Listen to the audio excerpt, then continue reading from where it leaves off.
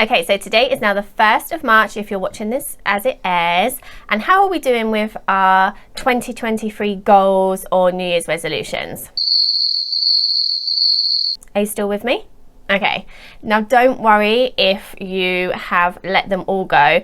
I need to be honest with you, I totally have. I read the 12-week year between Christmas and New Year and I was so excited to get started. I was obsessed with the book and couldn't put it down. I followed all the instructions and I set about planning my goals for the year, but then in mid-January one of my team members handed in their notice and it really derailed my plans. To compound that, in February it is the anniversary of my dad's passing, and this year was 19 years, which marked the time where I'd spent just as long remembering him as I have had him in my life, and I found it really difficult.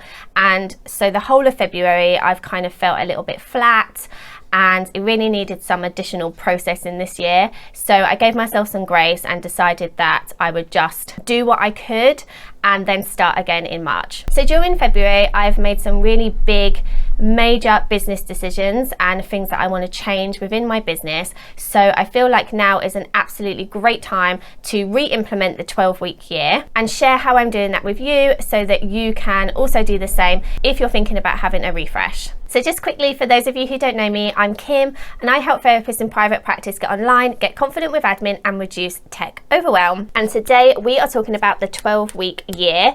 This book honestly has changed my life, even though I haven't started implementing all of the steps yet. It's really made me rethink how I want to structure my life and how I'm going to attack my goals that I have. When I was thinking about buying this book, I'd heard a lot about it from some influencers that I follow, and I would watch YouTube videos to kind of get a sense about the book, and I found them all to be really vague.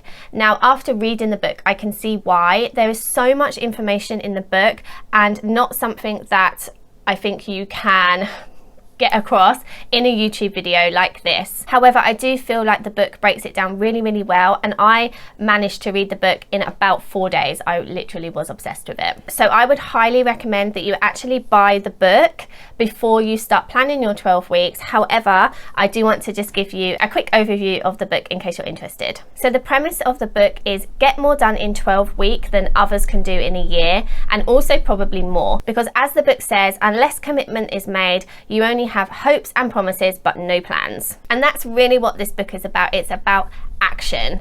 So the first thing the book asks you to think about is a vision for your life, because even if you're making business goals and you really want to use this book for business as opposed to kind of life goals, you really need to make sure that you are tying your business to your vision. So the book asks you to think about different areas in your life, and I'll put the different areas on the screen, and basically it wants you to create your vision in each of these areas. So then any goals that you make really must align to your vision.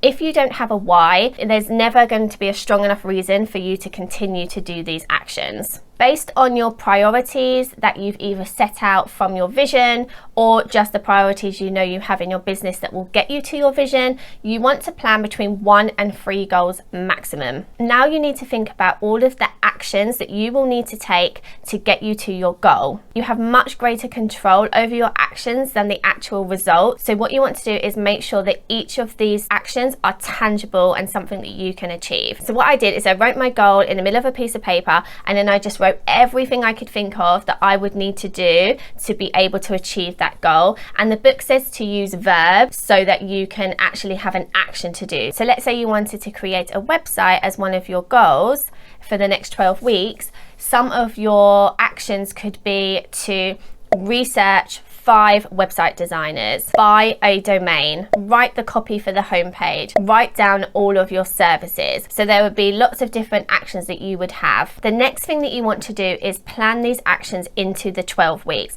Now, some of these actions might be repetitive actions, so actions that you do every single week or for multiple weeks, and some might need looking at so that you do it in a timely, orderly fashion so that you can make sure that you can get your website up and running. So the first thing you might want to do is buy the domain. That's only going to be a one-off task and you want to do it as soon as possible. Once you've brainstormed all of the tasks for your goal and you have put them into the weeks you want to do it, the next thing to do is schedule them into your calendar. Now, I have a video all about planning your perfect week and how to use time blocking and your Google Calendar to be able to plan your week effectively, which I will link up here and also in the description below. So it might be worth doing that first so that you can have a think about where you can fit in these tasks. Now, the book suggests that you have 3 blocks to be able to achieve your goals in the 12 weeks. The first block is called a strategic block, and this is basically a 3-hour window of time where you make progress on these goals.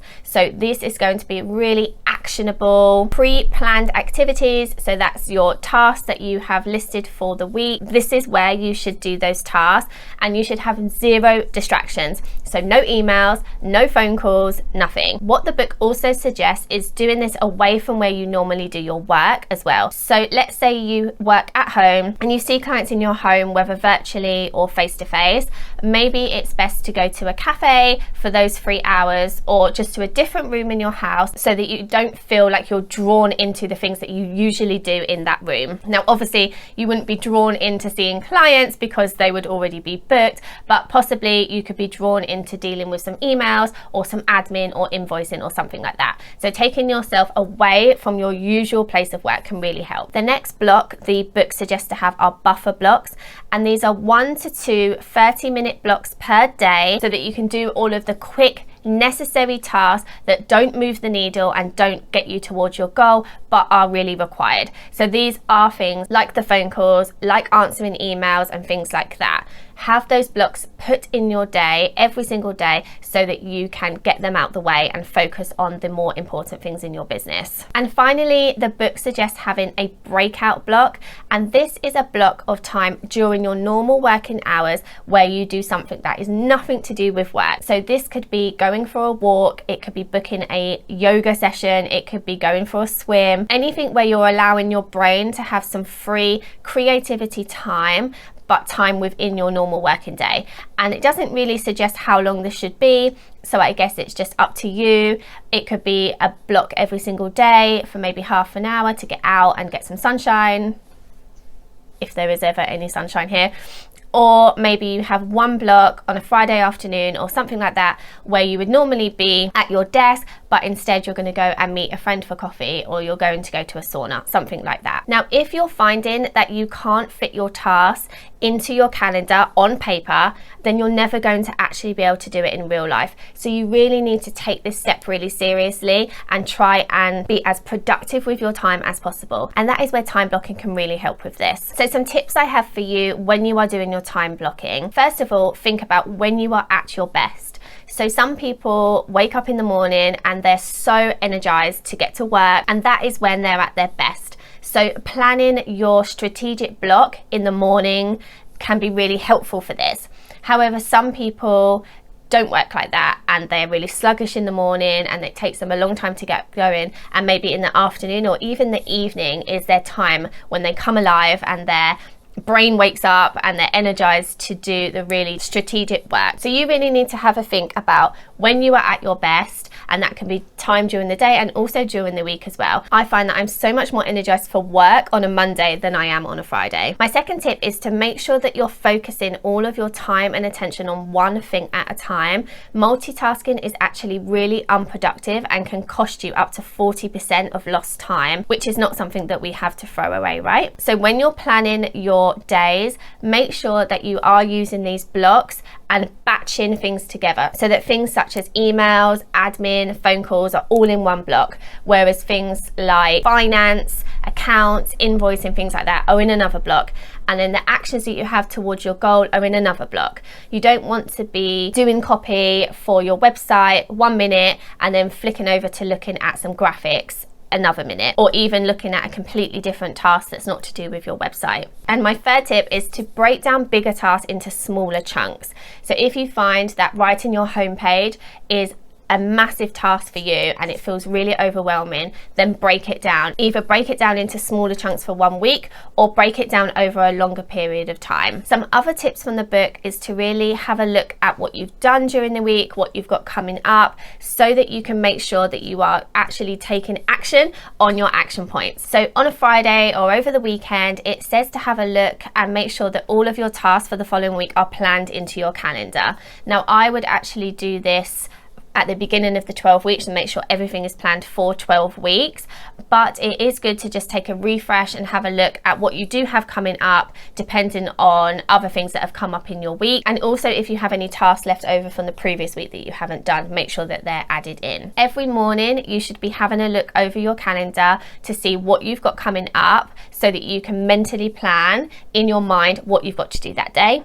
And at the end of the day, you want to have a look and make sure that you've accomplished everything you want to accomplish. Now, the book says that you need to be accomplishing at least 85% of all of the tasks that you have set to be successful. Now, that is really high, but if you think about it, if you're not doing all of the actions that you have set to meet your goal, then you're never going to actually achieve it. Another suggestion that the book has is having peer support.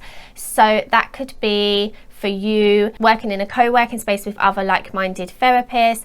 It could be joining a coaching group where you are all working towards your goals, or you can look for other therapists in Facebook groups who are looking to make similar changes within their practice to you and work together to achieve that. The book says you are 7 times more likely to achieve your goals with support, so don't do this alone. Okay, that was my synopsis of the 12-week year. I hope that I've inspired you to buy the book and go for your goals. You can start the 12-week year whenever you want within the year. It doesn't have to be on the 1st of January.